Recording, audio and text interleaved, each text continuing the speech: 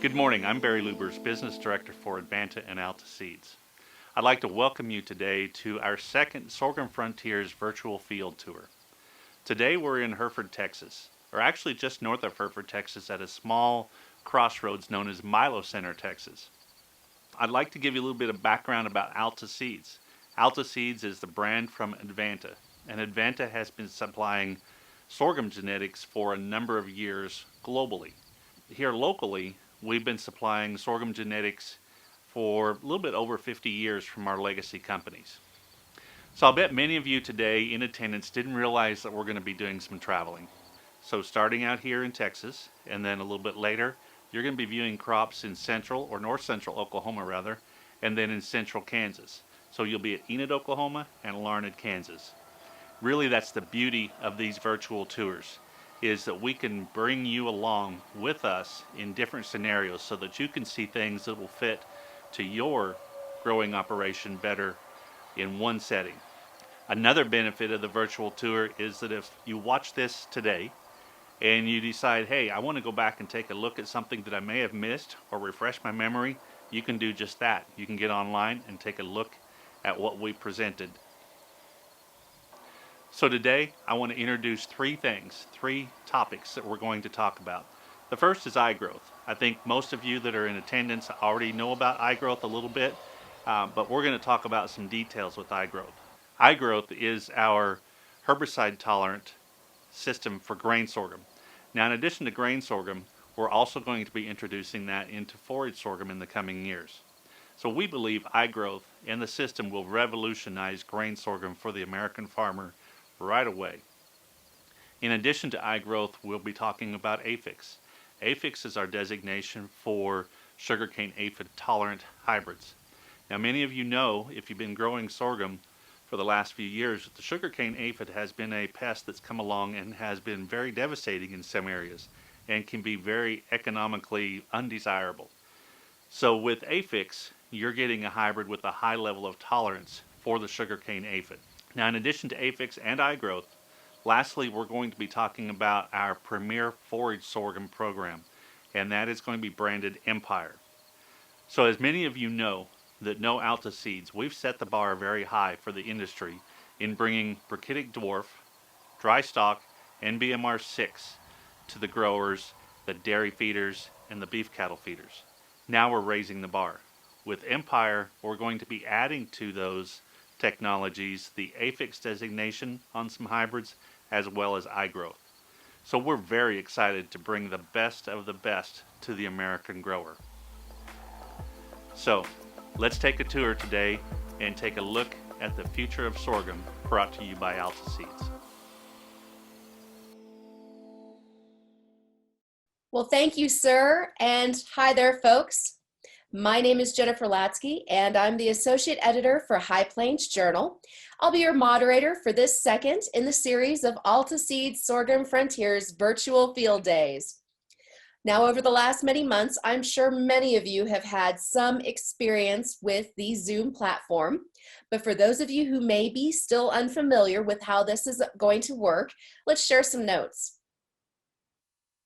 So first off, we have already muted your video and microphones as you came into the seminar. And we ask that you keep your video and audio muted throughout the webinar to reduce interruptions for the rest of our guests. To ask any questions, simply click on the chat button below on the bottom of the screen and type your questions in the pop-up box that will appear on the screen. Now, we may not have time to answer every single question during this webinar, but we are going to have our presenters' contact information available on the registration website right after this. Feel free to reach out to them with any questions we didn't get a chance to hear. This virtual field day is being recorded, and the recording and slides will be posted soon after we're done at hpj.com/sorghumfrontiers. Now, without further ado, it is my pleasure to introduce Tanner Antonick, Central U.S. Account Manager with Alta Seeds, and Dr. Ben Beyer, U.S. Sorghum Breeding Lead, to talk to you about aphix sugarcane aphid tolerant hybrids.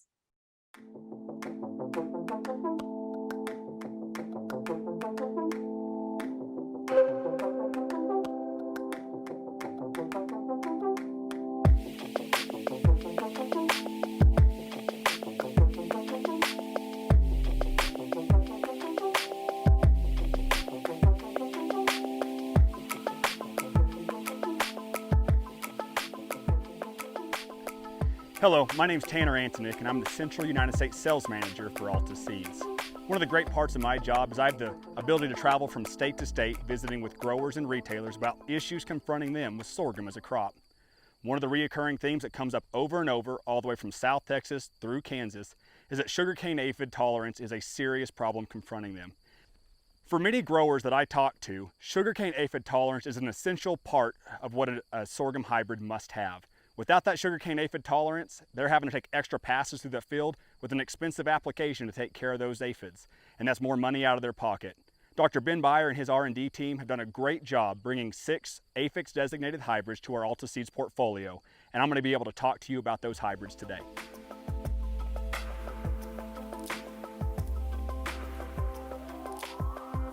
All right, so the first hybrid we're going to talk about today is our AG 1201. Here in Larned, Kansas, we had a tremendous year with environmental conditions. We got those timely rains. 1201 has been a staple in our portfolio for several years now, and that's for a reason. This is what I would call a true workhorse hybrid. It's something that can take a lot of stress, whether it's wet legs, drought scenario, sugarcane aphids, or disease pressure. We're going to see this be able to yield through all of those factors.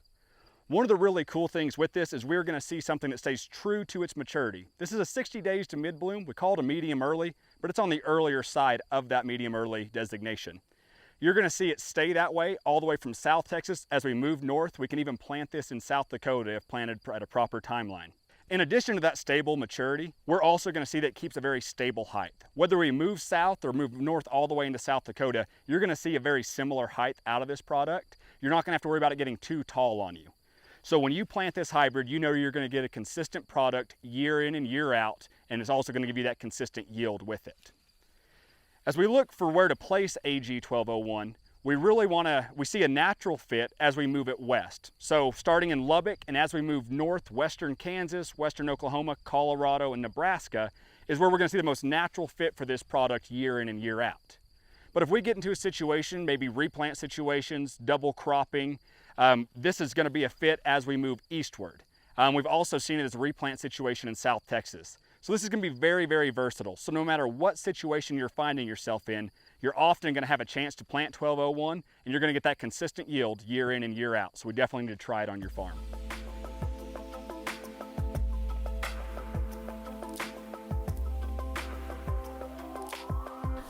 So we just got done talking about 1201 and its ability to be on really tough dry land on those drought-prone soils. But what if you're a bit more aggressive and you want to chase those top-end yields? Well, AG 1203 is going to be the product for you. The really interesting thing about this product is it's technically a 63-day to mid-bloom product, but it has that tendency to extend maturity, and you can also see a lot of variation in height based off your environmental conditions. This is going to be a product for those growers that are really wanting to chase that top end yield potential, and as we move east is going to be a better fit for those growers. Up here in Larned, in this particular plot, we had excellent growing conditions, and you can see AG 1203 has taken full advantage of those conditions out here. It's really exerted through that top flag leaf, and you can see how much grain we have out here in the field. So this is going to be an excellent product this year up in Kansas. As far as placement goes, this is our most widely traveled product in the US. We see this as a premier medium early product down in South Texas. It actually goes on drought prone soils well down there. But as we move north, we're gonna have to really be cognizant of that timely planting. We wanna make sure we get it in there before that 15th of June, but for the best results, let's try to get it closer to that June 1st timeline, or maybe even a little bit earlier, so it can take advantage of what the environment's going to give it. With this being a product that travels extremely well, we have growers out in Louisiana, Arkansas, all through the Southeast, even up into the Carolinas. They're going to be able to take advantage of this product in their portfolio. Because it's going to do what the environment gives it, you may see it some years act as that 63-day, but if we get the moisture that's likely to happen as we head east, you're going to see it look more like it does up here in Larned, and you're going to be really happy with the results.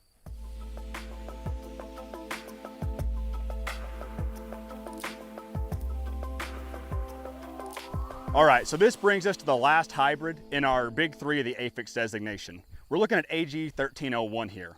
Now we saw with 1201 more of those workhorse qualities, and we lean more towards that aggressive hybrid in the 1203, which we see here on my right. 1301 is going to offer us the best of both worlds. We're going to get some of that standability of the 1201, as well as the yield potential approaching that of the 1203, especially as we move into those tougher dryland acres. One of the other facets I really love about this hybrid is it's going to be very attractive from the road. You're going to see a tabletop product across environments. You're not going to have to worry about a bunch of talls out there. You will notice that this is a cream, but please note that this is not a food grade variety. If we actually look at it here, we're going to see that purple plant color that comes with it. And because of that, it will not be designated as a food grade hybrid. So where is this product a natural fit? If we divide the state of Kansas vertically, as we move westward, we're going to see this be a better fit, especially on those tough dryland acres. With that standability that approaches out of the 1201, we're going to be able to push this onto that really tough ground, especially in that Garden City area of Kansas, all the way down to Lubbock, Texas. When I'm visiting with farmers, I'm always a little more conservative in my approach. So when I look at 1301 and the standability it offers, but that ability to yield high if the environment allows, I really like putting this on acres. It's a personal favorite of mine.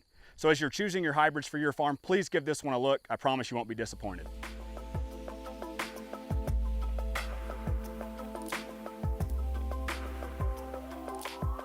So we just got done talking about three of our staples in the APHIX designated lineup. That'd be 1201, 1301, and 1203. What we're going to talk about now is three new products to that APHIX lineup that are really going to add some new dimensions to our portfolio. The first one we're going to talk about is our G1329. I'm really excited to get this into the lineup for a multitude of reasons. This is going to be a companion product to our 1201. It's going to fit a lot of those same acres. You can see here we have a short statured cream hybrid. This is on the early side of a medium early at 58 to 60 days to mid-bloom, and it's going to stay consistently in that maturity range all the way up through western Nebraska. Many of you that have tried Alta Seeds before, especially in Colorado, western Kansas, and western Nebraska, will have tried our AG 1101. This is going to be a product that we want to go after those acres with. This is going to add in that aphid tolerance as well as a significant yield bump based off our yield data. So we talked earlier about 1201 and its consistent statures being a shorter product. 1329 has a very similar plant structure to that. If we take 1201 and compare it, you can see here that they're about the same height. They're just going to show that we're going to have good standability throughout the season, and it's going to fit well in those drought-prone soils. So if you're somebody that likes 1201, likes 1101, let's give 1329 a try, and I think you're going to be really happy with the product.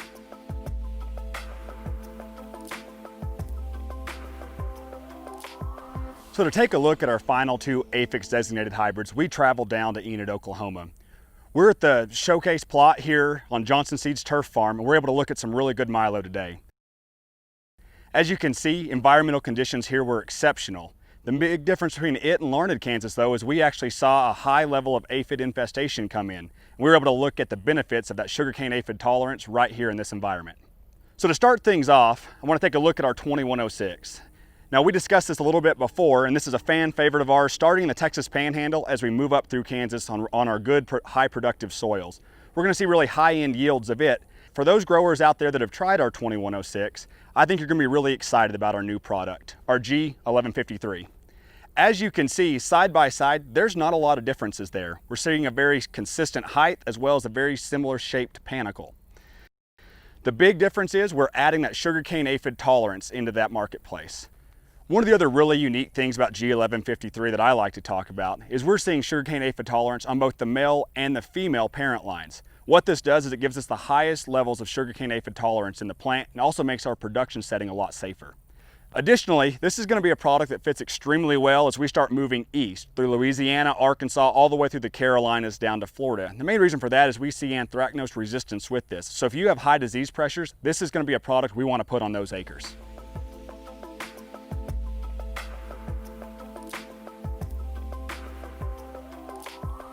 So this brings us to the final hybrid in this year's portfolio with the APHIX designation, and that's going to be our G3189. This is a medium late hybrid. We see it in that 68 to 69 days to mid-bloom range, and it's a really good traveler as well. This is a product that's really strong down in Tamaulipas, Mexico, and we see it travel up the coast extremely well on your regular dryland environment. If we're really looking to place it, we want to see this starting about Kingsville, headed east on the coast. As we move into the Texas Panhandle and Oklahoma areas, let's put it on irrigated ground because this is a medium late hybrid. We want to make sure we're giving it enough water. As we move into Kansas, we want to keep this on the eastern side, but this is going to be a really good product as we move east into Missouri, into Arkansas, all the way through the southeast. That aphid tolerance here in Enid, Oklahoma really showed out in this 3189. I have a great example right here in front of me. To my right is one of our products that just has moderate aphid tolerance. And when that sugarcane aphid infestation set in, we really saw it get hurt. I can look down here and pull a leaf off this hybrid, and you can see the extreme honeydew left behind even a week after application. So you can see how much this plant was damaged and how much honeydew was on it. I can go side by side with our 3189 and pull one of our bottom leaves as well, and you're going to see a much cleaner product side by side to the row. So as we're looking at putting a product in an area where we may see sugarcane aphid pressure, let's really look at these aphix designated hybrids, because you're going to see the benefits throughout the season. As I mentioned when we first started this portion of the presentation, for many growers out there, aphid tolerance in their sorghum hybrids is essential. As you can see here, sugarcane aphid infestation leads to very quick damage on your sorghum plants, often leading to massive yield reductions as well as issues during harvest. Let's make sure we protect this year's yields by putting sugarcane aphid tolerant products like the ones in our aphix designated lineup on your farm.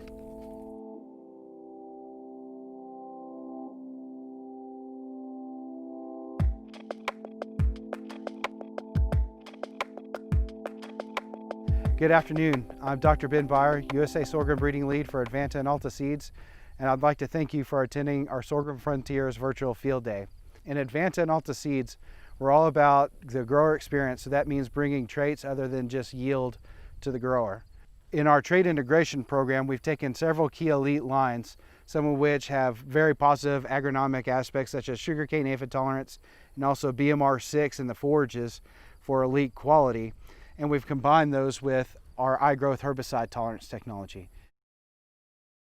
To my right, we have XF450IG. This is a hybrid that's going to be very similar to our 8301. It's going to be high tonnage, good quality, and feature that iGrowth herbicide tolerance, which will give you, the grower, an easy weed control method. We're also looking at testing some versions of our 7401 using lines from that trait integration program that combine Brachytic dwarf, BMR6, and iGrowth next summer. Additionally, we're also looking at bringing products forward in a sorghum sedan grass lineup that also feature iGrowth herbicide tolerance. To my left, we have a couple of our experimentals. These are very high yielding, very good regrowth, and also feature that iGrowth herbicide tolerance technology, which is going to give you easy weed control. We're out here in the field looking at some products coming up in our Empire lineup that are going to combine both yield and positive agronomic traits. Next to me is our ADV F8322. This is a hybrid that's been in development from my R&D program. One of the common concerns that we've heard over the past couple years is growers worried about growing a solid sorghum because of the sugarcane aphid. As a result, we've combined not only yield but a positive agronomic trait with ADV F8322. This is a high yielding solids hybrid. It has very good quality because of a large panicle, and also features our aphix sugarcane aphid tolerance. So it's going to give you better protection over a standard product, also with high yield and on less water in those water restricted areas. And you can look for this hybrid coming soon in our Empire lineup. Thank you for taking the time to listen to some of the things that we're doing with our Empire Premium Forage lineup. You can expect to see very great things in this lineup, including BMR6 hybrids as well. And we appreciate you attending our Sorghum Frontiers Virtual Field Day today.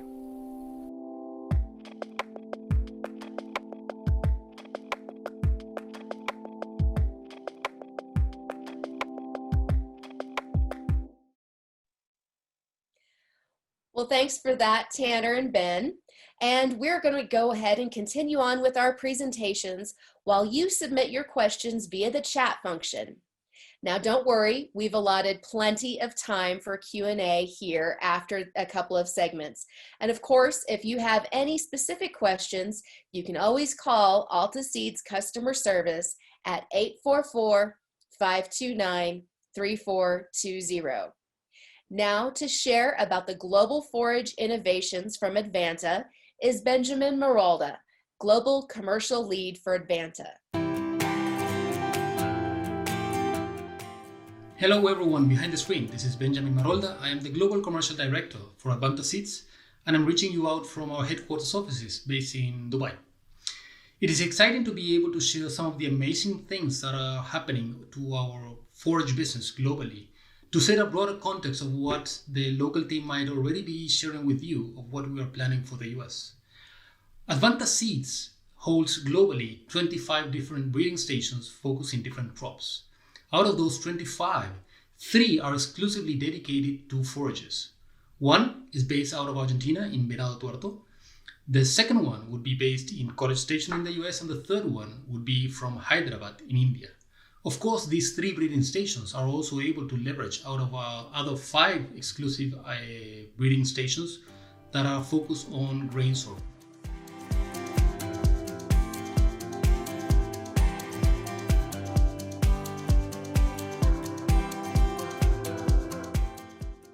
It allows us to explore, to test, to develop, and to promote proven technologies adapted to a wide range of soils, diseases, weather conditions, and even agronomic practices around the world.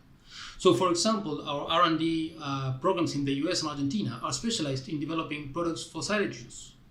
High-quality silage used derived from the combinations of different traits that allows our products to perform and to consistently deliver high digestible biomass. These high-quality silages are achieved through exceptional grain yields combined with higher green matter. But even this higher green matter has also been improved on their quality by, for example, modifying the ratio between stalks and leaves, and even modifying the digestibility of that green matter by the incorporation of proven traits as biomass sinks.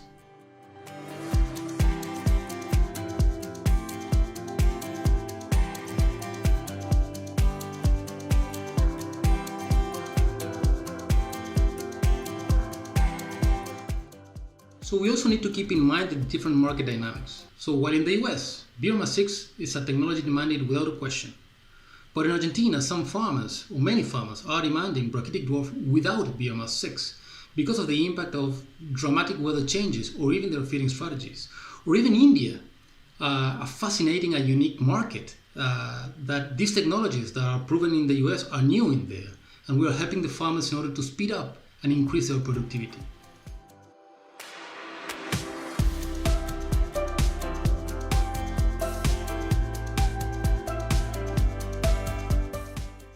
Unlike other global seed companies, sorghum has been and still is a very important and relevant crop in our global portfolio. We have developed leading products and successful products in different geographies and have proven our commitment with the crop by keeping it relevant in the most important global regions. So in order to finalize, I would like to share some of the highlights and projects that are under development in different regions across the world.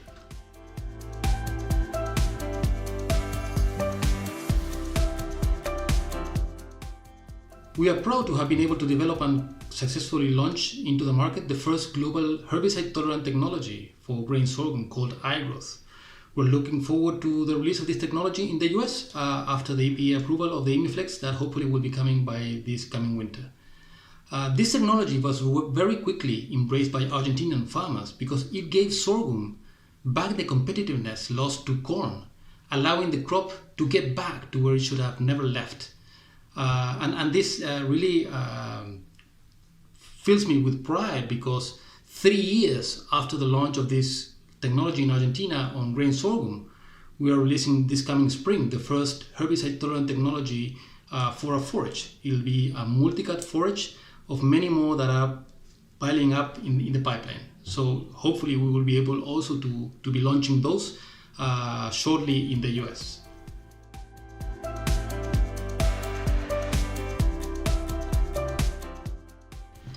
We're also working on ultra photosensitive multi-cut forages in order to broaden the high quality grazing window. We are working to develop and bring to the market low HCN direct grazing forages in order also to increase the grazing safety. And finally, many other longer term projects to improve the digestibility of the grain portion of our portfolio, not only talking on grain sorghums in order to bring back the competitiveness of the crop as such, but also on our high quality silages in order to improve, of course, the digestibility of it. So as you can see, our commitment is strong and our excitement is high as ever. I am hoping you find this useful and you enjoy our products on your farm. I thank you for giving me the opportunity to bring a little bit of the updates of what is happening on our forage business globally, and hope that you will be enjoying our products in your farm. Luckily, by the next spring, I should be able to get back into the US and be able to walk, guys, your fields to receive your feedback, not only on our product, but also on our service, and get out of this office that I had enough. So until then, be safe, take care, and enjoy the rest of the event. Thank you very much. Bye-bye.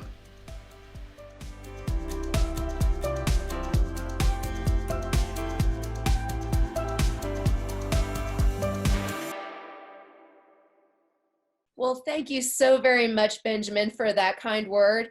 And remember, folks, we are still collecting your questions via the chat function, and we will have time after this next presentation to address those with our presenters. And of course, if you have any specific questions, you can always call Alta Seeds customer service at 844-529-3420. Now, to share about Empire Premier Forages and to give us a quality overview from this past growing season is Mark Kirk, Eastern Western U.S. Account Manager for Alta Seeds.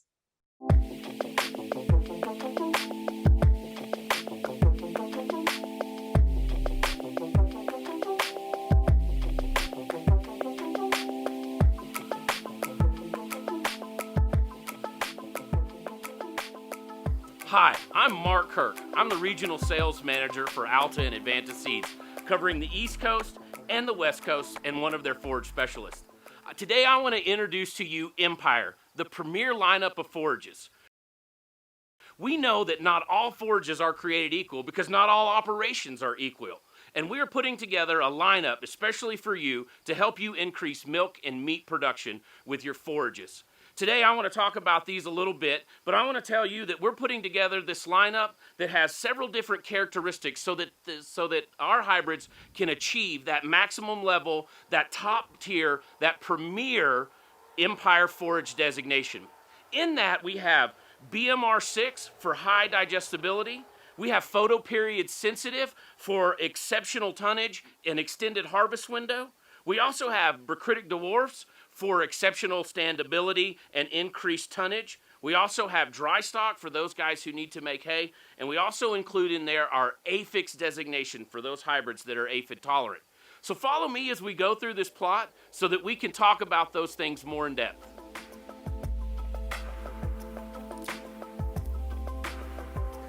So as we step over here, I wanted to make mention that in our Empire forage lineup, we have 4 forage sorghums, we have 2 sorghum sedans, and we also have 2 sedan grasses. One of those sorghum sedans is this photoperiod sensitive 6520. And it's photoperiod sensitive, meaning it hasn't put on a head yet because the daylight hasn't shortened up to do that. Now, photoperiod sensitive sit in those on those operations where you need to broaden out your harvest window, where guys maybe have some other things that are going on. And so for a guy who can't manage it very closely, he needs this photoperiod sensitive. Unlike this one that's not photoperiod sensitive, 6401, where it's already putting this head on here in this plot. So as it does that, it's cannibalizing the nutrients inside the stalk to put this head on. And so this makes it a little bit more susceptible to lodging after it does that. So a guy who can manage this in a multi-cut system is better off with something like this. Now I also want to mention that this 6520 has our SCA tolerance APHIX designation and is also BMR6. So as we move through the plot, what I also want to mention is that one of the characteristics that we bring into the Empire Premier Forage lineup is Bacritic dwarf. And what that is that means that there are shorter links between the internodes and the leaves, actually increases the leaf to stalk ratio. Now our new hybrid here, 7232, is a few days earlier than our old standby 7401. Now what that allows this plant to do is to stand very well, but it also allows it to yield very well. In fact, I was talking to a dealer who was from Ohio, said he had a customer who plants the Bacritic dwarf 7401 that's also in our Empire lineup. He had it planted there in central Ohio and he was getting 35 tons of the acre at 65% moisture. Now in other parts of the country, like in the panhandle of Texas, what we'll find is this hybrid will do about 24 to 26 tons per acre, which really competes very closely with corn silage. So our 7232 in the Empire lineup forages one of our earlier day Bacritic dwarfs.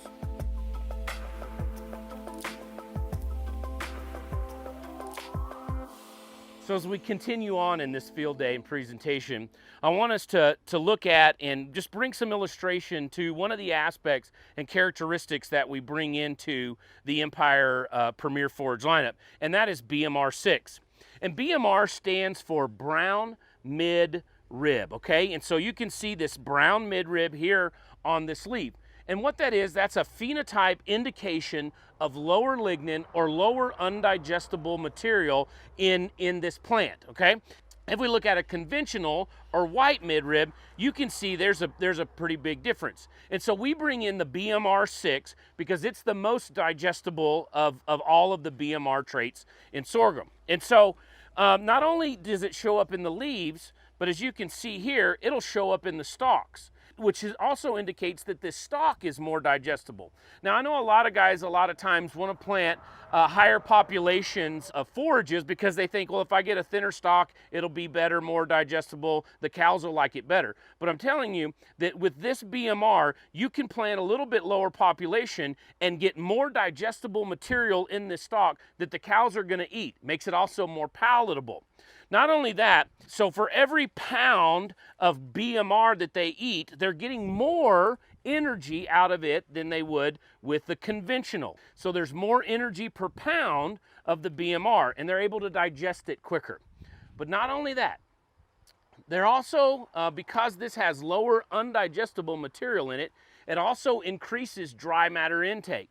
Now, for the dairy guys, a lot of them understand that increasing dry matter intake increases milk production. And so we want those cows to eat as much as they can so they can produce as much milk as they need to, or as we need them to. Now, the other thing that I find in different parts of the country, and especially parts of Kansas, Oklahoma, and even down in Texas some, is that a lot of guys are feeding beef sorghum silage. And what they typically say is, well, we just need tons. We don't need that BMR that's a little bit expensive. We just need something to fill their bellies. But I think there's a fallacy in that. And the fallacy in that is, yes, you're filling their bellies with undigestible material. You're suppressing their dry matter intake. Now, we know that if we are feeding cattle, we want them to eat as much as they can to be able to increase their average daily gains. And so with the BMR, we can do that even in cattle that we're finishing. So the second kind of characteristic that I want to talk about while we're here in this setting is dry stalk versus juicy stalk. Now, in the Empire Premier Forage lineup, we have a new dry stalk BMR forage sorghum, 7103.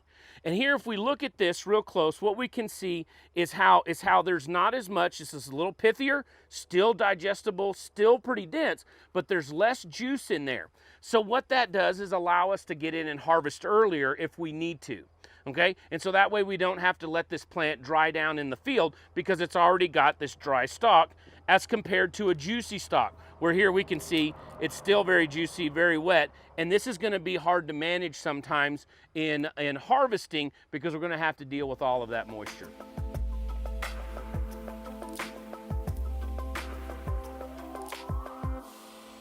So as we walk through this plot, I wanted to bring your attention to our forage sorghum 8322. Now, it's in the Empire lineup. It's a conventional midrib. What you can see is it has our aphix tolerance, the highest level of aphid tolerance in all of the industry. And here it is, you can see, very clean, very nice, great hybrid. But over here, just a few feet here in this hybrid, we can already see some aphid pressure that's creating honeydew on these leaves. Now, this is going to be very difficult when it comes to harvest as this pressure continues on. We can see here, this leaf, that there's already way over the tolerance allowance for this leaf, and there's not even any honeydew quite on it yet. This is going to really fit well in Georgia, Florida, the Southeast, in the Carolinas, maybe even up into Virginia, where you guys are seeing some aphid pressure early, or especially some aphid pressure late if you're double planting something, and that is where this hybrid's going to have a place for you. Now here around in the Panhandle and in Oklahoma, I know guys are suffering with that and having a hard time growing forage sorghums and having to spray for those aphids as they move in. And this is a hybrid that's really going to fit that place. And being a conventional midrib, I'm not afraid to feed it to dairies, but I think it probably has a place as a dry cow and heifer feed, and definitely as and even in feedlots, it has a place there.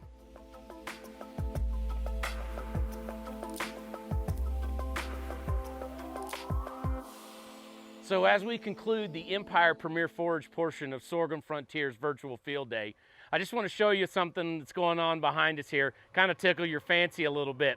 Because throughout this time, we've talked about all of the designations and all of the characteristics that we bring into the Empire Premier Forages. And that's Bacritic Dwarfs, that's BMR 6s, photoperiod sensitives, dry stalks, and aphid tolerance. And behind us now, we have some herbicide tolerant forage sorghum and sorghum sedans. And so this may actually end up becoming part of our Empire Premier Forage under our iGrowth designation. So be on the lookout for those things.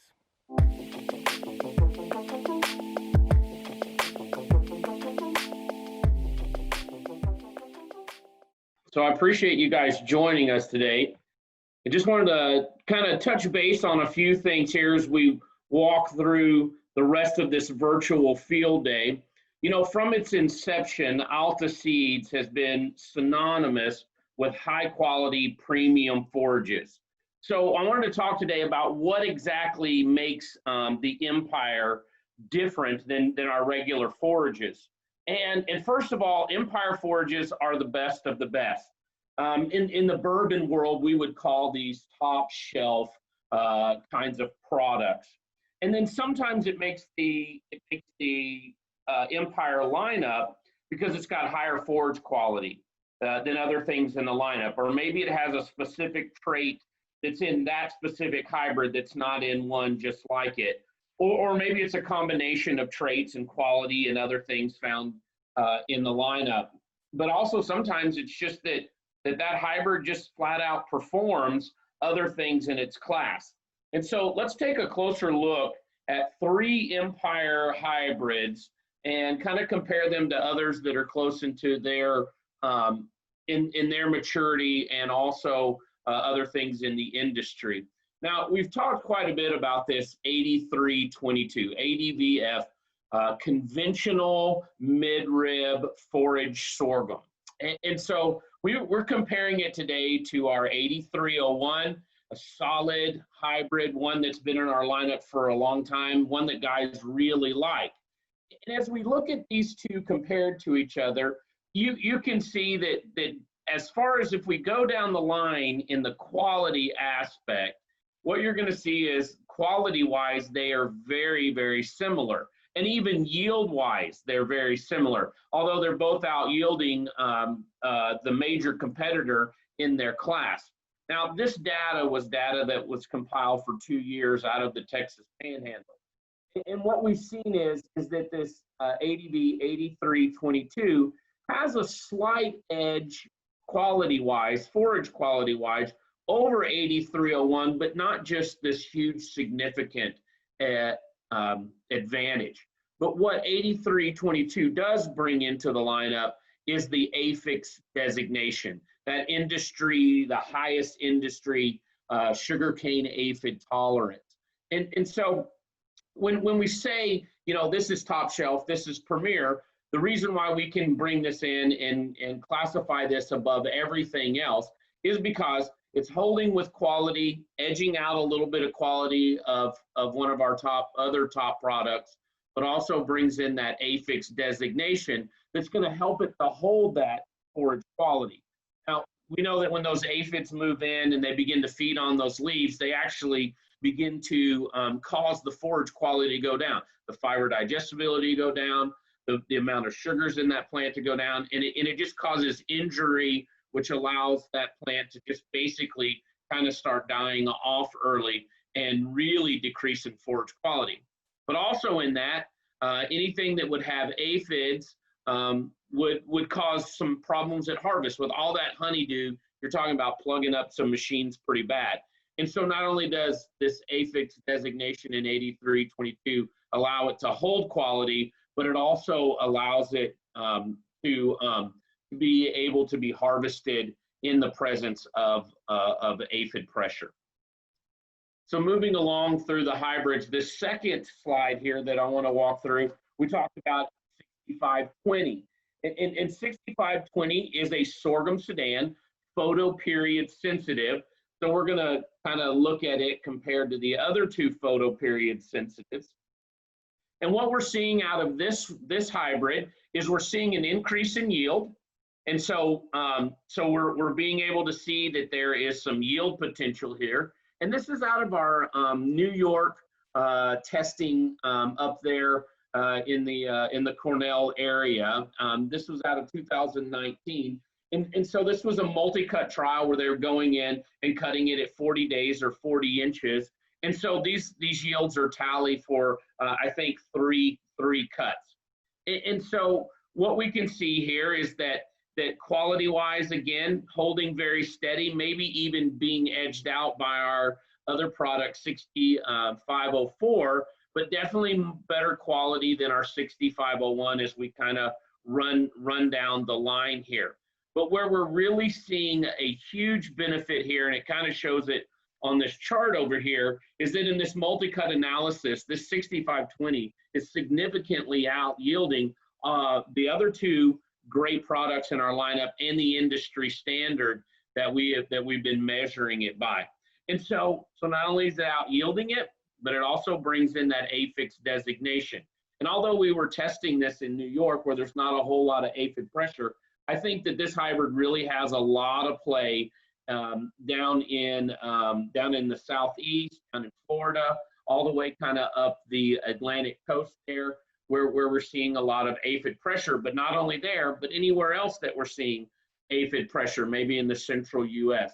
And so that's one of those reasons why we can designate 6520 as an Empire hybrid, as it has exceeded this aphix tolerance and given us the aphix designation.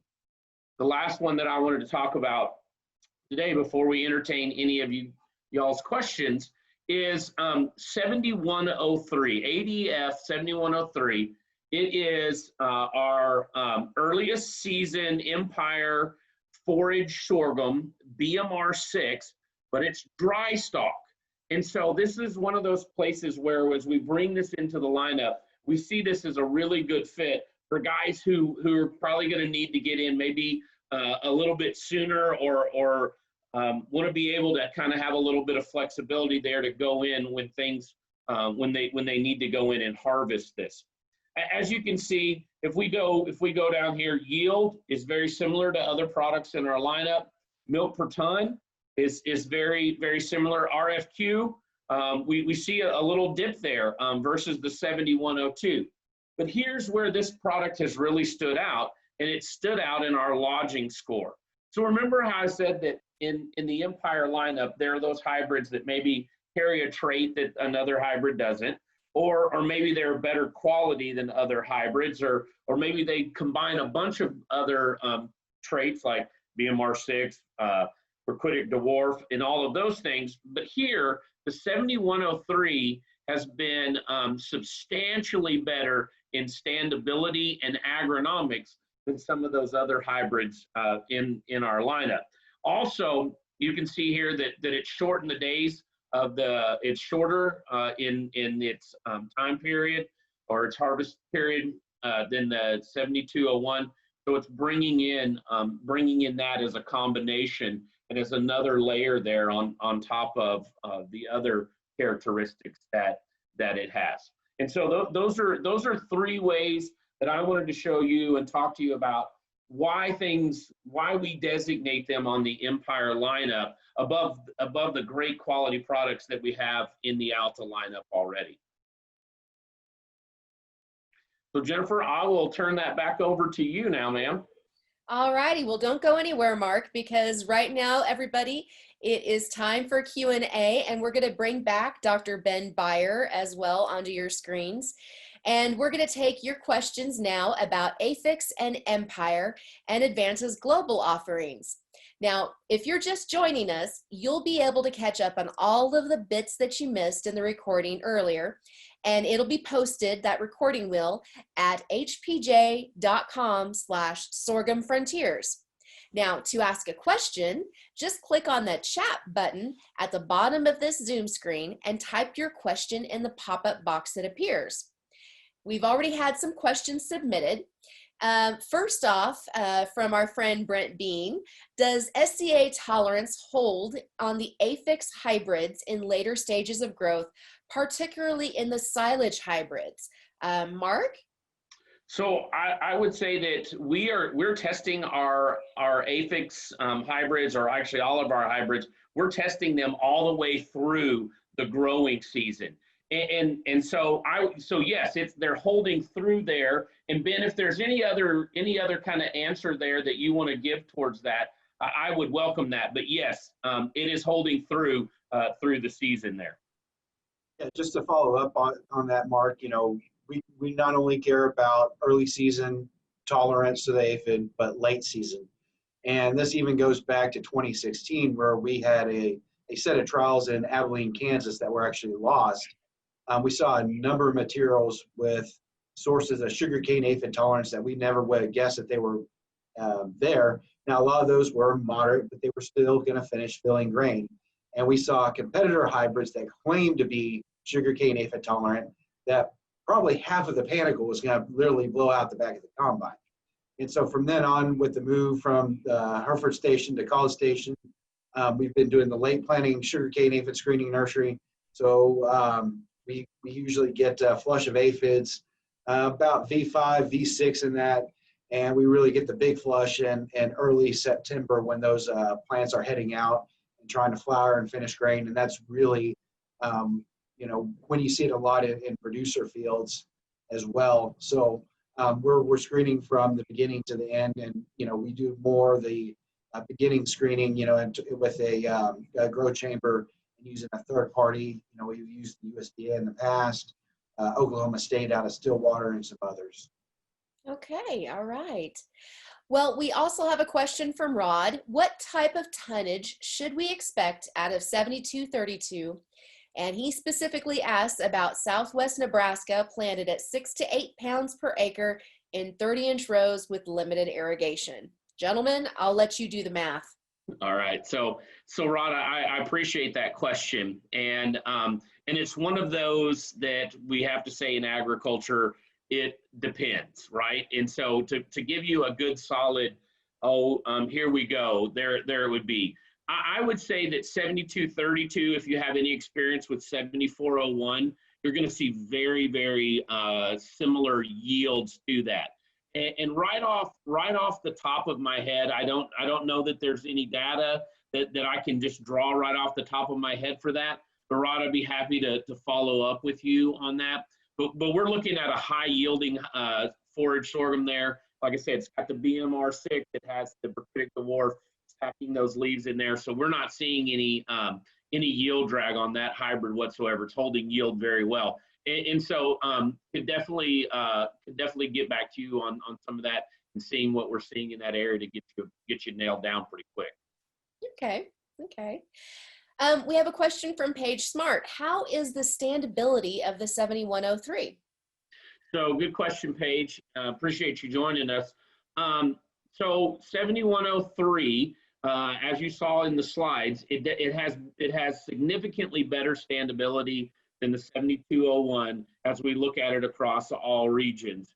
And so we're seeing an increase there, and that's why that 7103 is in that Empire lineup. So I would just say better than maybe some of the other products that you have had experience with there, the 7201 specifically. Okay. So we have a question from Clayton Winslow.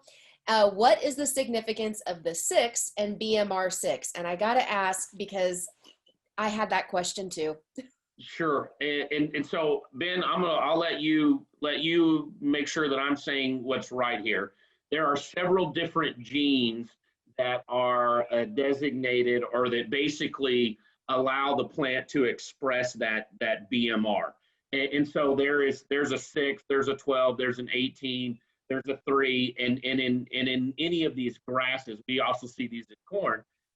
The 6 just designates which gene group that is. And what we know is the BMR6 has the highest fiber digestibility. And so Ben, I'll pass that on to you if there's something you want to drill down a little bit deeper in on that. No, Mark, that's fairly accurate. And the different genes give you different levels of reduction in lignin, and as you said, 6 gives you the highest reduction of lignin. Okay, all right. We do have one more, and it's from a private question. When do we hear about the Amazamox hybrids.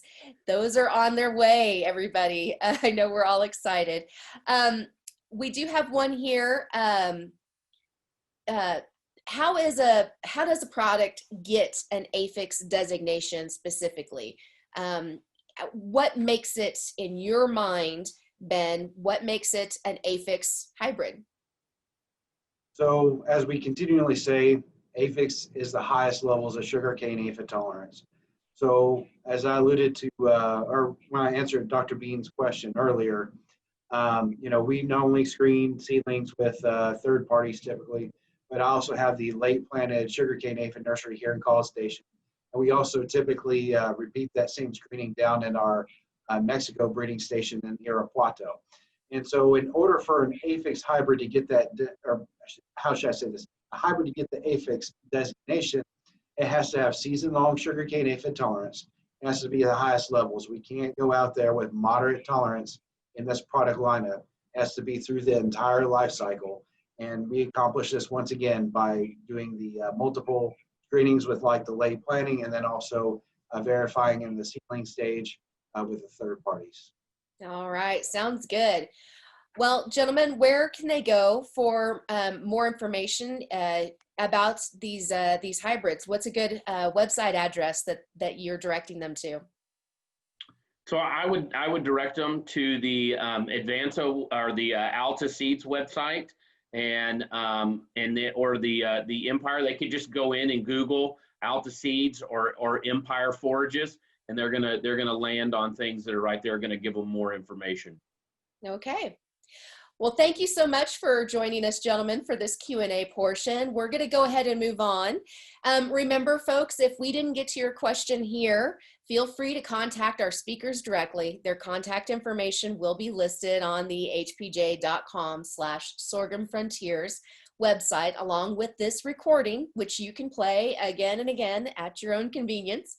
Or you can always call Alta Seeds customer service at 844-529-3420.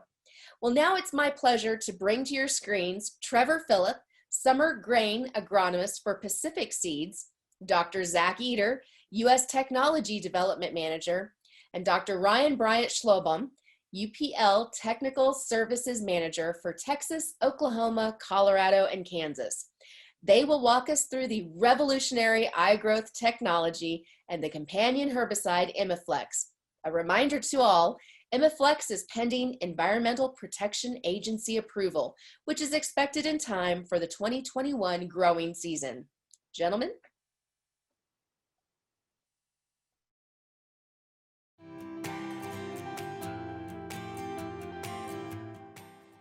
G'day and welcome to Sorghum Frontiers Aussie Style. My name's Trevor Phillip. I'm the Sorghum Development Lead for Advanta in Australia.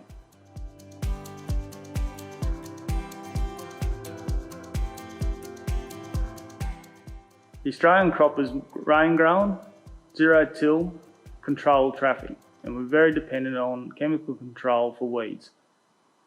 Like the rest of the world, we're developing weed resistance at an alarming rate, and the iGrowth has added a new tool to the grower's toolbox to ensure his profitability and his sustainability in the long term. Currently, we've only got one chemical group available to us for grass control, which is applied pre-emergent. We've been using this chemistry for around 20 years and we haven't had any weed resistance to date, but it's a very risky position to be in. So the addition of the iGrowth is a really welcome tool for growers and agronomists in Australia.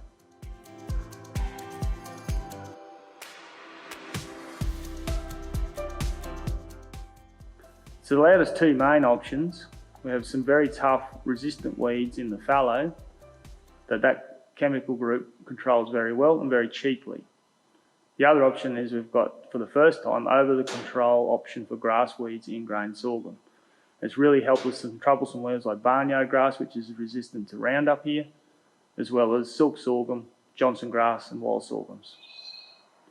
So the Australian growers are extremely happy with the control and the crop safety with iGrowth grain sorghum. As a product development lead, I'm really excited to bring new hybrids to the market over the next couple of years.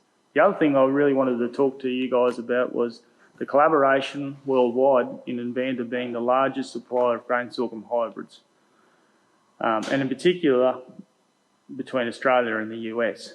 Australia is a very tough place to grow high yielding grain sorghum, highly variable rainfall, very hot temperatures.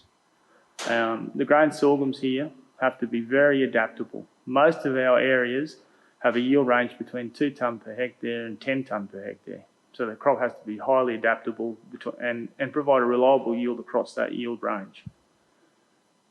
What characterises grain sorghums in Australia is high drought tolerance, high heat tolerance, and exceptional standability and adaptability. We've sent grain sorghum hybrids all across the world from Australia and perform well in most of those locations, including Africa, India, Europe, and the US. I think the combination of our germplasm and the US germplasm can only prove to be a real advantage to the US grower. You develop our drought tolerance and heat tolerance with your high yielding lines in the US. Likewise, we're also bringing germplasm from the US to Australia. Currently, we're introducing the AFEX technology, which is very exciting and developed by the Advanta team in the US. While we don't have sugarcane aphid in Australia, it's only a matter of time before that arrives here. We didn't have Russian wheat aphid until a couple of years ago either, or fall armyworm, which has arrived in the last 12 months as well. So the addition of the AFEX technology in Australia ahead of time will be a real benefit to the Australian grower, will provide profit to them and protection against sugarcane aphid when it does arrive here in Australia.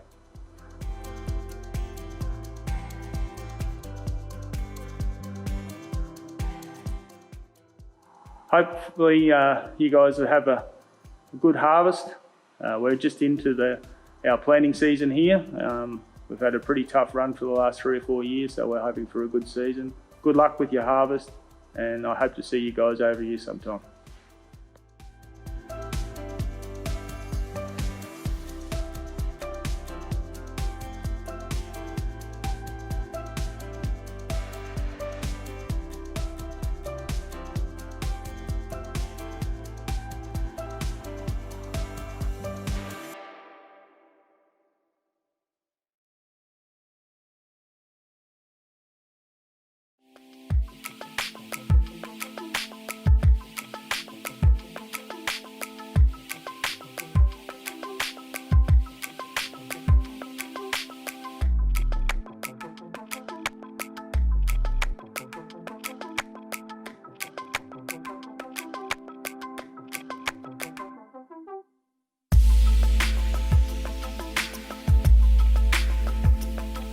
Welcome to Larned, Kansas. I'm Dr. Zach Eater with Alta Seeds. I'm the U.S. Technology Development Manager overseeing all of our product advancements into the commercial phase. Today, we're going to elaborate on what we talked about earlier this summer when we introduced the first ever herbicide-tolerant grain sorghum to the market, a non-GMO technology that we are seeing change how we produce sorghum throughout the world.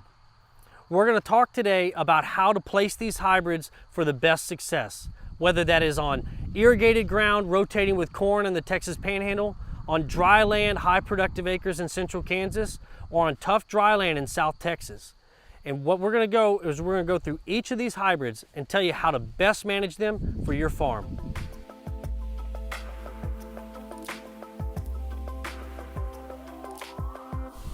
The first product up is our 1120. This is our world traveler. Comes from us from our Australian breeding program and being integrated into the US marketplace. The 1120 is our earliest maturing, most stable maturity on the medium early side. The early maturity of the 1120 allows it to finish early, whether it's on the South Texas plains or even up here in the Great Plains of Kansas. It will respond very well to high productive ground, included on acres that have limited irrigation or full irrigation, or that can finish a really good crop. In the eastern Kansas market comes to mind. This is a product that can handle tough environments. If you do place it on dry land, it will finish and it will be a great producer for you. But it has the potential to be a top 10% yielding hybrid in all of our trials when we have a little bit more input and a little bit more water available for it. So if you have those productive acres, the 1120 is a great rotation piece for you.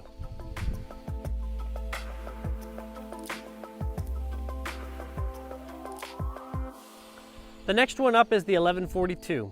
This is a medium early maturity hybrid for us, but it has a little bit of flexibility to that maturity. You may have seen that feature in some of our other products like our 1203. It allows it to stretch out its maturity and take advantage of resources when they're available. When you go south of that Chickasha, Dallas area into South Texas and Central Texas, it'll shorten up its maturity and perform like a true medium early, getting in and out of the field quickly and performing well on dry land acres. As you move north into the Texas High Plains and into the central Kansas and western Kansas markets, it's a great product for us to not only fit those dryland acres, but have that flexibility for those split pivots and those limited irrigation situations where you're rotating with corn. To maximize the iGrowth herbicide program, you not only are being able to control your weeds, but you always have the opportunity to control volunteer corn as well. So, place this hybrid with confidence against other medium earlies on the marketplace.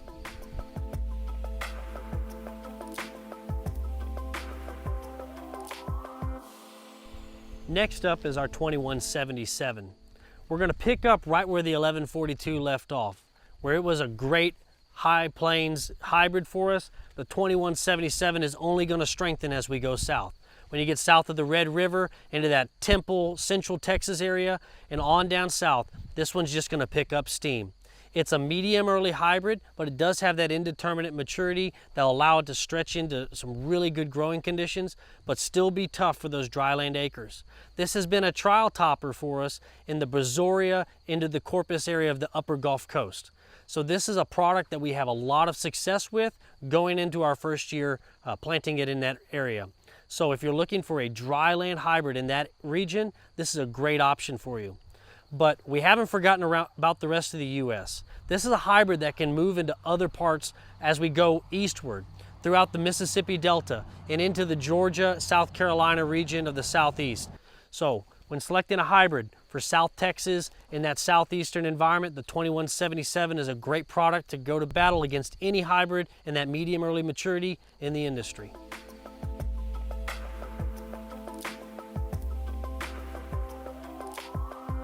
The next hybrid we have is the 2193.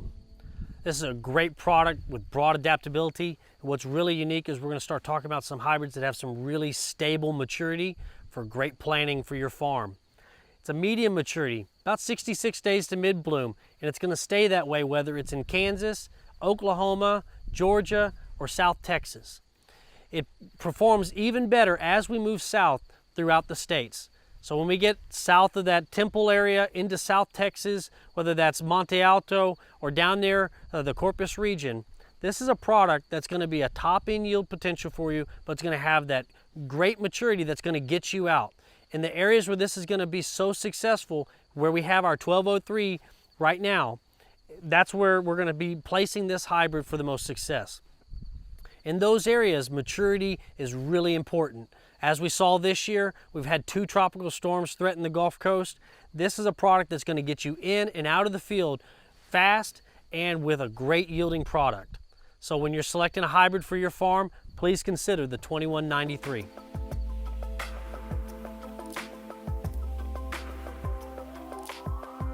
The next hybrid up is our 2168.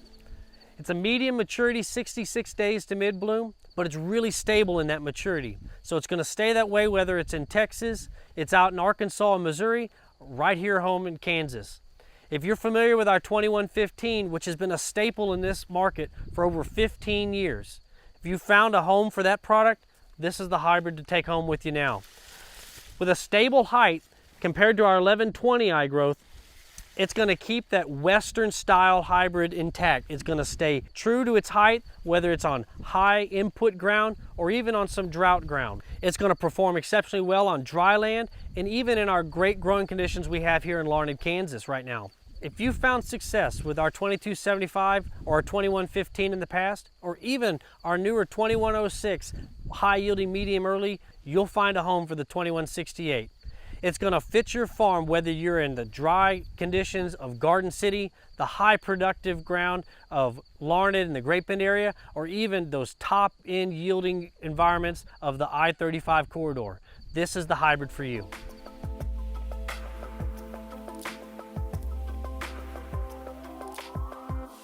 So we're standing in front of our 2106, which has rapidly become one of our most successful hybrids in the Kansas market, but also throughout the US.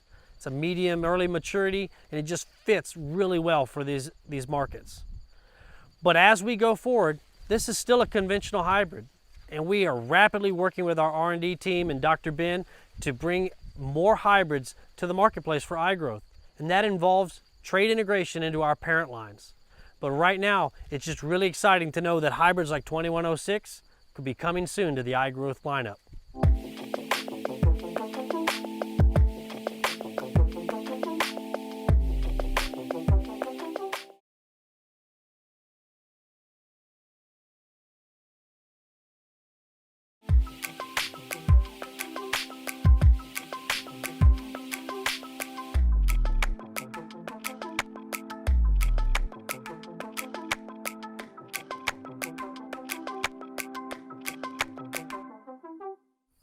Hi, my name is Dr. Ryan Bryant. I'm UPL's Technical Services Manager for Oklahoma, Texas, Kansas, and Colorado. I want to thank you for attending our Sorghum Frontiers Virtual Field Day. I'm here today to talk to you about ImiFlex. As many of you may already know, ImiFlex will be the registered companion product for use within the iGrowth weed control system. Now, it should be noted, ImiFlex is still pending EPA registration. However, we do expect that registration in time for the 20 and 21 growing season. Before we get started, I'd like to give you some brief technical information as it relates to ImiFlex. So within ImiFlex, our active ingredient is imazamox. Imazamox is a group 2 herbicide, also known as an ALS inhibitor. How ALS inhibitors work is by inhibiting the biosynthesis of branched chain amino acids. What this ultimately leads to is the plant's inability to have the building blocks it needs to produce the necessary proteins it utilizes for its primary metabolic functions. The type of activity that you see from imazamox is broad spectrum residual control over a list of troublesome broadleaf and grass weeds. This can be applied in both a pre or post application timing. From our research trials over various geographies across many years, we have seen a collective average in terms of plant injury of less than 0.05% when imazamox is applied pre or post to iGrowth hybrids. So we have an excellent degree of crop safety within this system.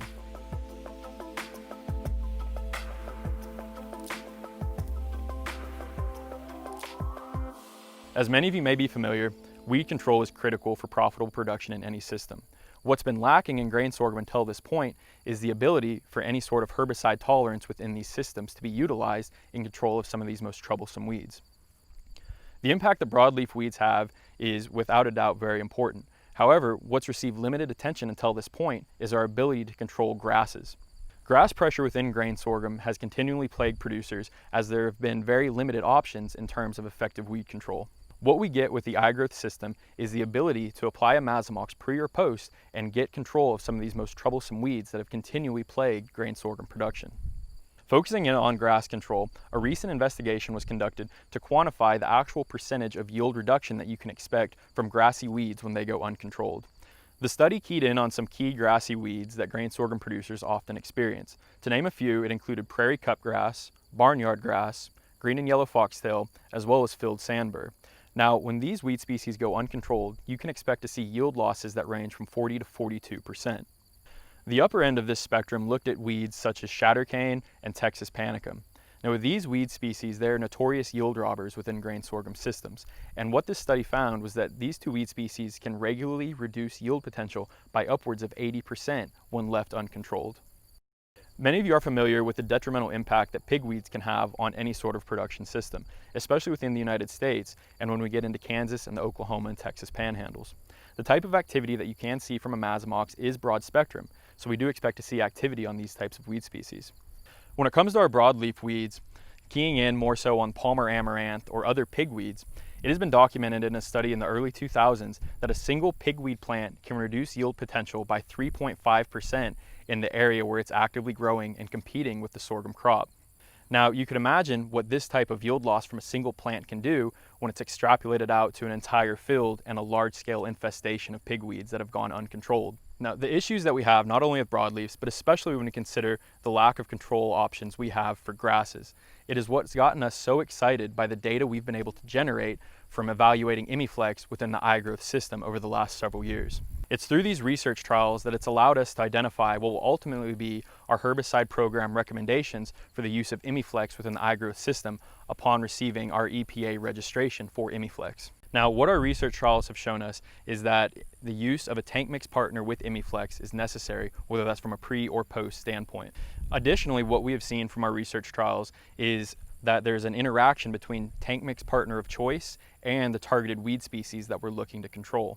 When it comes to broadleaf weeds, our data shows us that tank mixing Imiflex with a product such as atrazine or a mesotrione containing product like Motif, we get grid control on our broadleaf weeds from a pre-application. Alternatively, when we look to control grasses, our data shows us that mixing Imiflex with a group 15 chemistry such as S-metolachlor or Moccasin 2+ allows us to have the optimum level of control of these grassy weeds. What this data shows us is that by having a combination of multiple active ingredients in the tank with Imiflex allows for the best broad spectrum control of both grasses and broadleaves.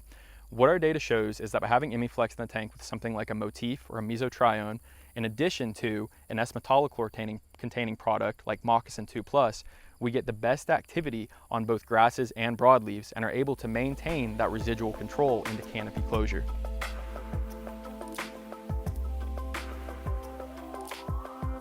This treatment that I want to share with you today has been a consistent performer across multiple locations and multiple years in terms of weed control using the iGrowth technology and companion product Imiflex. This treatment I have in front of us is where Imiflex was tank mixed with S-metolachlor or Moccasin 2+ for a pre-emergent program and was followed by a post-application of atrazine.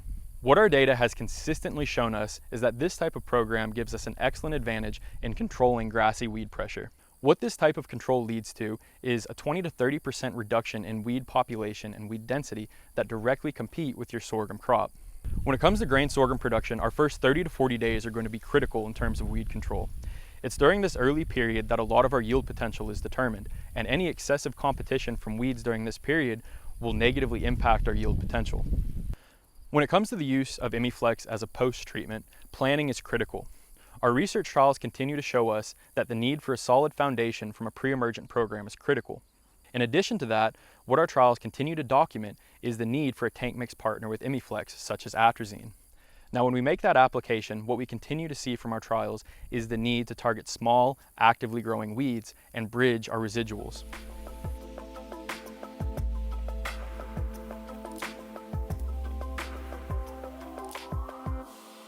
This next plot that I want to showcase to you is another that has been a consistent performer across our different research trials we've looked at the last several years. In this plot specifically, we used Imiflex and atrazine pre and followed that up by a post program of a traditional broadleaf situation. Now, with this type of a tank mix, our data shows us that a focus on broadleaves is where we're going to see our best control when we combine Imiflex with atrazine. And as you go down the row, you can see the level of control that we were able to achieve with this program in terms of pigweeds. With this type of program, we're able to see control that is equal, if not better, than what we traditionally see from a broadleaf control standpoint.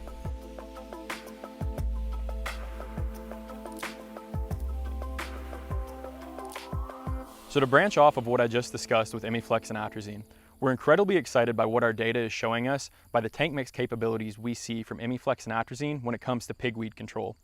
On my left, we have where Imiflex and atrazine was used pre, followed by our broadleaf program. Then on the right, we can see what happens when broadleaf weeds such as pigweeds go uncontrolled. The major effect you're going to see from two differences like this is how critical it is to get early control of your weeds, whether that's from a pre-emergent standpoint or an early post. What's most critical is that our data shows Imiflex cannot be used as a rescue treatment. The major impact that we see from a lack of control of weeds early on is a substantial difference in both maturity and final grain yield. What I'd like to highlight to you now is the difference you see in grain sorghum development versus when weeds go controlled and when they go uncontrolled. What you can see from the impact of the weeds on the right is a significant difference in the development of this plant, ultimately leading to a reduced yield potential. Now what we have here is where the weeds were controlled early on, and you can see the difference it makes versus when we don't control weeds and when we do control the weeds. What's most important for this type of system is that we get control of these weeds early on, whether that's from a pre or post application. Early control is critical.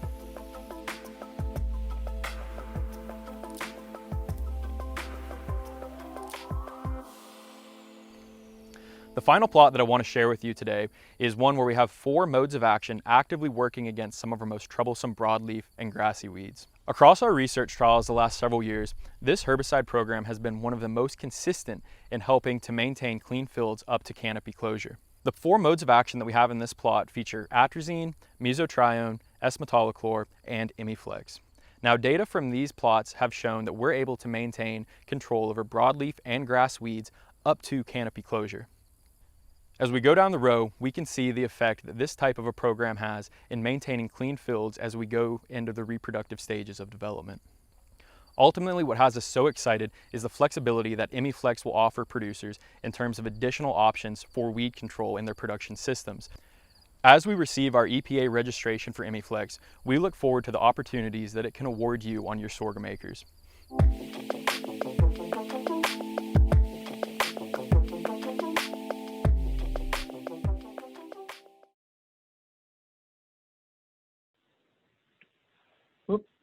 There we go.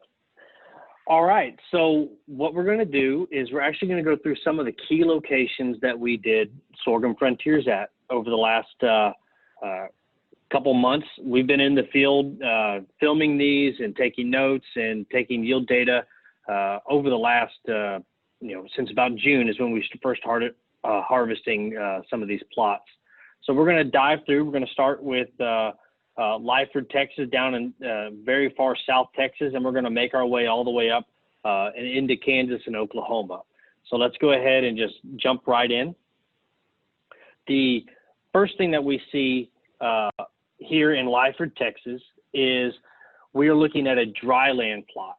Now, Lyford, Texas, dryland in South Texas, that's the predominant market for sorghum in the region. And we also know that due to soil types and everything else, it's a very tough environment for growers to grow crops in. We can see the average yield in this plot was right around the 2,900 pound range. But what we have done is we've broken it down in a way you'll be able to see how these hybrids pair up against the maturities in that trial that we're looking at. Because in most trials, we may have 30 or 40 hybrids. So we really have to look at these hybrids against what is the correct market segment. So we've pulled out the leading industry competitor for that market segment for South Texas. It's one of the largest selling hybrids in the region. And we see that the hybrids have a lot of variety in performance, but overall very strong performance across all of them. So starting with the fastest hybrid in the lineup, the 1120 from Australia, broadly adapted, and as I mentioned in the video, it has tremendous potential for top-end yield. We can see it at about 125% of the subset that we're looking at of the competitor. So tremendous yield advantage over the competitor on the market. We see the 1142 and 2177 in this market. These actually are hybrids that have a little bit of flexibility to the maturity, but they're right there in the thick of it with the competitors in this marketplace. And we feel that that's a very strong performance right out the gate for those two hybrids. And when we get into the 2168 and the 2193, these are a little bit more stable maturity and just a little bit longer maturity than the other 3 hybrids in this environment. But what we see is consistent maturity, we see consistent yield results, and we see a very consistent plant height in the field, making them very attractive. But overall, we see some great performance in South Texas, a lot of good data coming in a market that we're seeing a lot of interest in sorghum as the price and everything else has shown us. Now, as we travel north a little bit, we're going to jump up to Hereford, Texas, where we had Mark earlier talking about forages. In that same field, we had our grain sorghum. And what was tremendous about this area is it's a limited irrigation plot. So we water the plot to get it established, and then we give it a water right there to make sure we can finish the crop evenly. And this allows us to get a little bit of limited irrigation data, but then it also allows us to have consistent results that we can see the potential of these hybrids. And what is just phenomenal, what we saw in this location is the actual plot average was 181 bushels an acre. So phenomenal yields all around. And we see that against the industry competitor that is prevalent in that market of the Texas Panhandle and the Oklahoma and Southwest Kansas market, we see about a 4 to 7% yield bump on the low end, and then we're getting up into the 15 and 20% yield bump over the competitors in the market. It's also important to note that these are in conventional productions. This is not with any kind of herbicide program difference. This is only, with the standard grower practice that exists currently. The next thing we see that the mid-bloom dates right there for the 1142 and the 2177. And this is really important for placement of products. We've mentioned multiple times that these hybrids, as we move north in higher elevation and just northern environments, we see them stretch out in maturity a little bit, but we do get a little bit more yield advantage out of them in those situations than we would with a hybrid that stayed put at its maturity that we see in South Texas. So that's really a great advantage. And we see great test weights at this environment. So we know that the plant is, not only producing a great yield, it's producing a really robust reproductive cycle. So that's really exciting to see out of that Hereford environment. Now, as we shift over a little bit, we have 2 more plots that we did Sorghum Frontiers at. And the first one I want to talk about is Larned, Kansas. Now, this is a dryland plot, and we did have good rainfall, great yield potential in the area, and we see some of this start kind of segregating apart, and we can kind of see placement becomes key with some of these hybrids. Again, industry competitor here is the same as it is in Hereford, Texas, as well as in Enid, Oklahoma, and so we can see some consistent comparisons here. But what we see is that the 1120, as I mentioned, has a real big potential to be in a top-end yield scenario, even in that earlier maturity. So if you found a lot of, placement for the 2106 and the maybe even the older 1150, some of the old Australian genetics that we've brought into the market over the last few years, you're really going to like that hybrid in that Kansas market.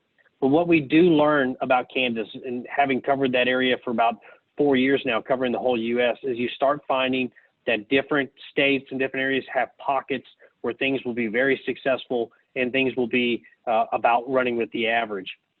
So we see the 1120 and the 2168 just blowing the doors off in terms of yield potential, and we see the 1142 and the 2177 really holding with the average. They're going to be great products in that area. I think that once we get out into more of the Garden City area, or if we move a little bit further eastward, you're going to see those two kind of split. You're going to see the 1142 pick up steam as you move a little bit more west, where it finds a better home. And then you're going to see the 2177 pick up steam as you move eastward. And we're kind of right in that segregation part for it. Now, Enid, Oklahoma, we had a little bit of funny experience with the data. So when we shredded out the plot, as you saw in many of the videos, we had a lot of open area where we could actually film the event and have the tours and everything else. But what we did invite is we had some deer move in. So we had some whitetail damage on several of the plots, and we are awaiting the replicated trial that we have planted at the same location that helps us really get high quality data. We're waiting on that to be processed through R&D. But what we have out of the Sorghum Frontiers location that we saw on film, again, same industry competitor. We see those hybrids running neck and neck with that industry competitor, but we see that 2168, as I mentioned. 2168 about the Red River is going to start picking up steam, and the 2193 is going to be a little bit better fit south of the Red River and moving eastward. So a lot of really exciting data coming out. We have seen some early data coming in from the Arkansas and Mississippi Delta region, where we've seen the 2177 really pick up steam. So we're really excited over the next 30 days to be able to pool all that data together and really help you place each of these hybrids on your farm. But we're seeing really strong performance for these first generation hybrids coming out the gate, and we know that only the hybrids are going to get better as we go through the R&D advancement stage. And the last thing I want to mention to you is I pulled up a photo here, and this is a photo we took of it off a drone in College Station. And this is a story that tells itself over and over and over again, no matter where we're at. And this is where we need to start thinking differently about sorghum. And this happened in the 90s, where we started thinking a little bit different about corn. And then as Roundup Ready cotton and everything else came on board, we started seeing some different things. And what we're seeing is we have to start thinking beyond yield when it comes to sorghum. And as we can see on the left, under conventional production, we can see Texas panicum. We have some pigweeds moving in, and it just really drowning out that sorghum. And as Ryan mentioned, we're seeing some of these weeds contribute up to 40 or 50% yield loss in these fields. And on the right, this is row to row right there. We see the addition of the iGrowth, the Emiflex chemistry into that system, and it's a much cleaner situation. So as you go selecting these hybrids, the one thing, I'm very proud of how they've performed, but the other added advantage that we haven't even started factoring in is the added benefit of actually using the program in terms of the overall production on your farm. So it's very exciting results we've seen. We see the hybrids sticking with everything head to head. And then we see only a bright future as we start incorporating the technology into actual producer fields. So thank you.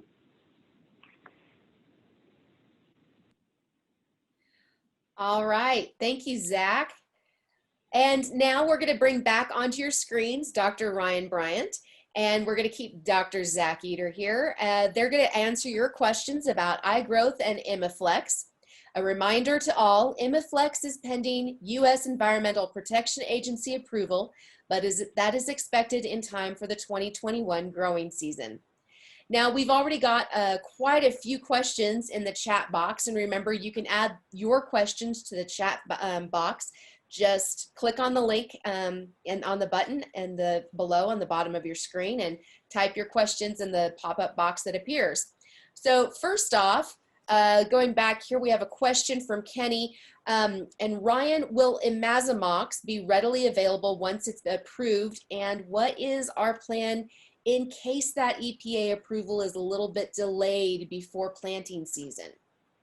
Yeah, so thanks for that question, Kenny. As it stands right now, we're expecting a full commercial release of Emiflex for 2021 as we get that EPA registration. Everything that I've heard so far is that we are on track for that 2021 release. I'll pass it over to Zach real quick, and he can kind of comment on the seed side of things as far as where that stands as well. So UPL and Advanta, we're working very closely with this together. So we're not going to make one move without the other. But Advanta will be working to get seed out and staged around, but producers will not be taking delivery of that seed without the EPA approval. We want to make sure that we work with the EPA to make sure that everything is above board and working with them as closely as possible. Again, I'll echo what Ryan said. We're hearing a lot of positive things about the stages of where we're at with the EPA, and we expect everything to continue moving forward as we have planned and going forward. Okay. We've got a question from Brock, and Zach, you might be able to answer this one. Can 1142 go into a double crop scenario behind wheat in central Kansas? And you might actually address what are some other double crop options that you have in the hybrid lineup? So particularly with the 1142, my concern with it in central Kansas is the ability for it to stretch out in maturity. That might cause you some issues. So it's really going to depend on what is the actual calendar date. I would put it in line with the 1203. So if you can get it in by mid-June, you should be okay. But if you're pushing back into that July timeframe, you're probably going to be better off switching to something else. Now, I will say that in our testing program going forward, we do have some earlier maturity hybrids that are going to be in that more 58 to 60 day range, which I'd be really comfortable in a double crop. So those are going to be coming down the research pipeline in the next year or so. We'll be testing those this next year. But we do have products not in the iGrowth lineup that would be a good fit, and that would be the 1329 and the 1201. Okay. Thanks, Zach. We have a question here. Are there any plant back limitations with Emiflex?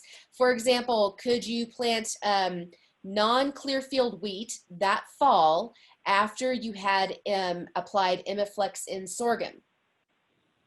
Yeah, so that's a really good question with it. I know rotation intervals are always something you definitely have to pay attention to no matter what chemistry you use.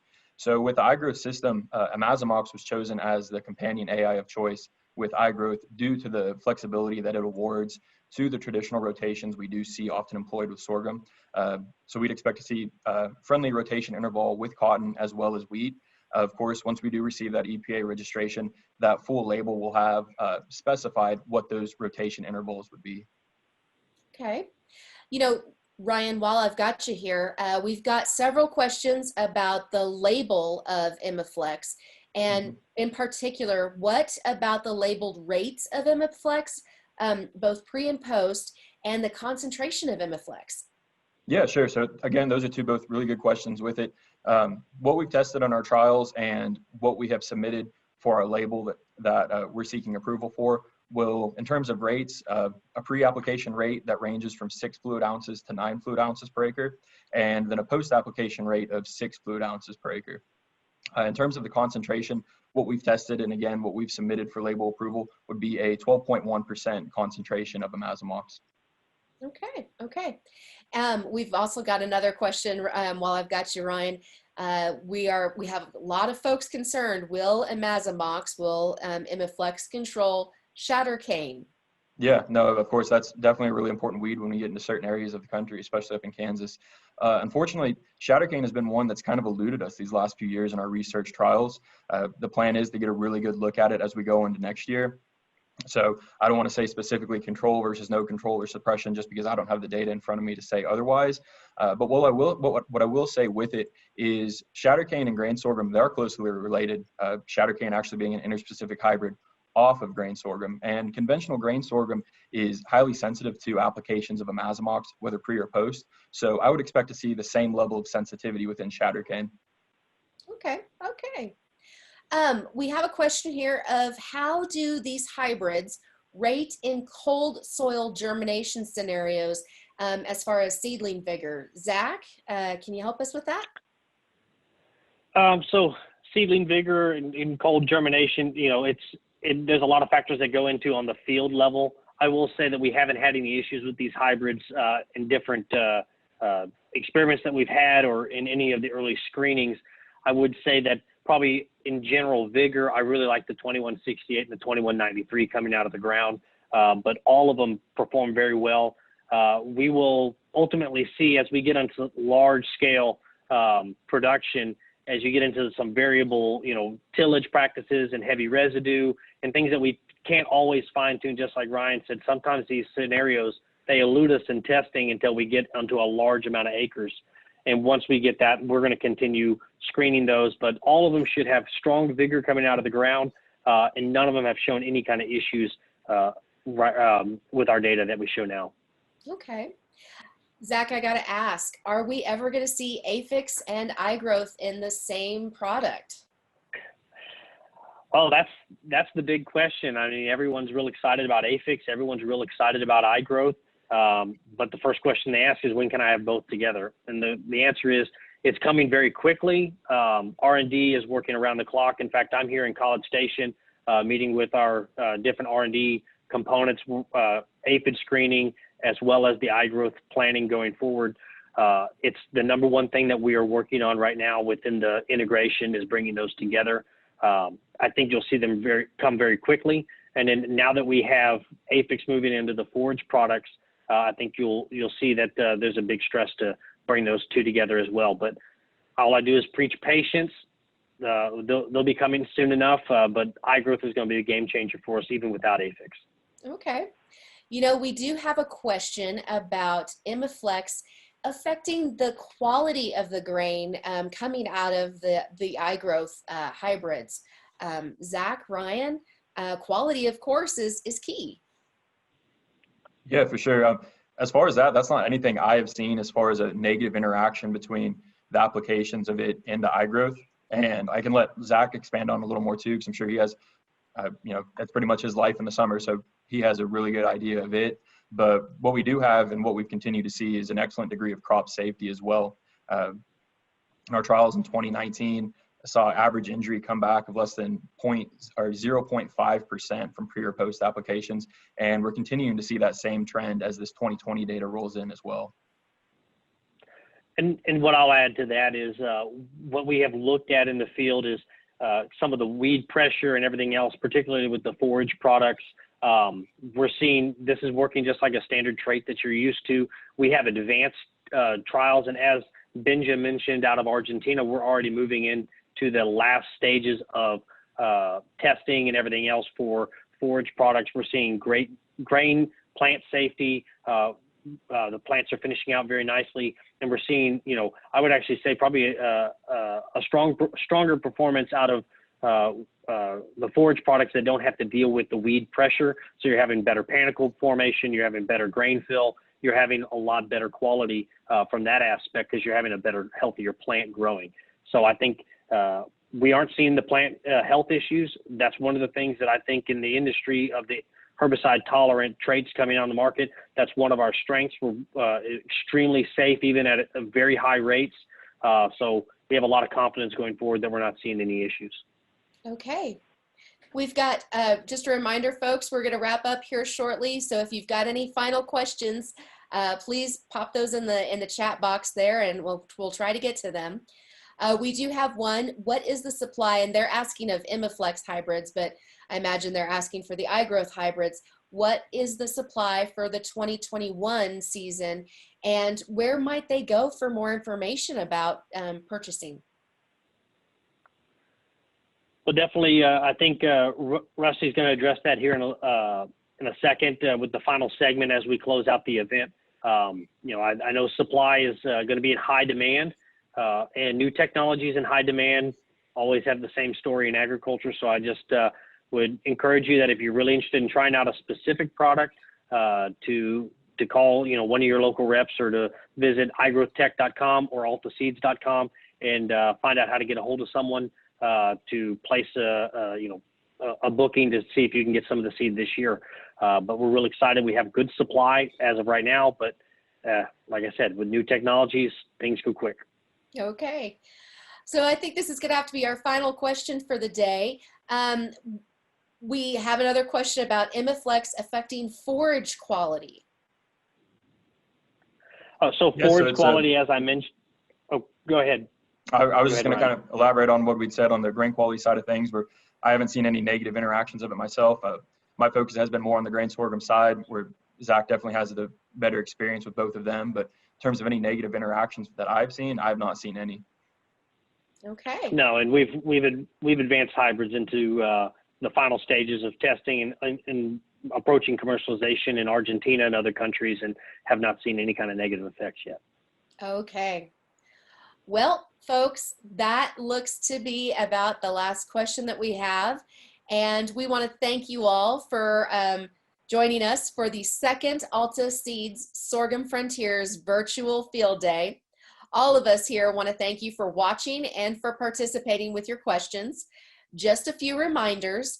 This session was recorded and it will be posted at hpj.com/sorghumfrontiers, that same site where you registered. We'll also have contact information there in case you have any further questions about any of the technologies that you saw presented here today.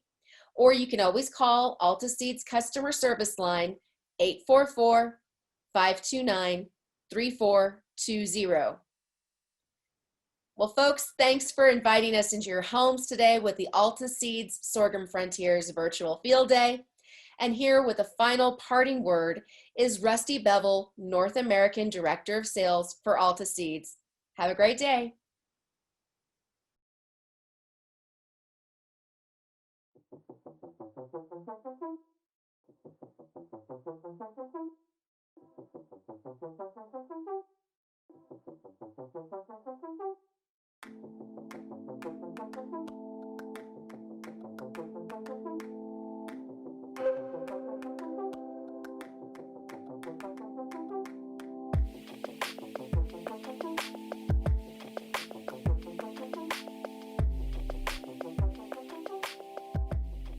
Hi, I'm Rusty Bevel, National Sales Director for Alta Seeds. We hope you enjoyed learning more about Empire and iGrowth today.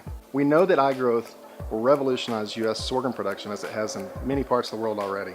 iGrowth raises the bar on weed control and gives you another valuable tool to use against yield-robbing weeds. iGrowth seed will be in short supply this year though, so make sure to reach out to your local Alta Seeds retailer or go to igrowthtech.com to purchase your seed today. If you have any questions at all, please feel free to reach out to one of our sales managers. You can find their contact information at altaseeds.com or simply call our toll-free number. Empire raises the bar on forage sorghum quality and performance. The lineup gives you many options to use to optimize your forage operation. We know that with the launch of Empire and iGrowth, the 2021 growing season will be one to remember. We look forward to helping you grow your most profitable sorghum crop ever and really appreciate your time for joining us today.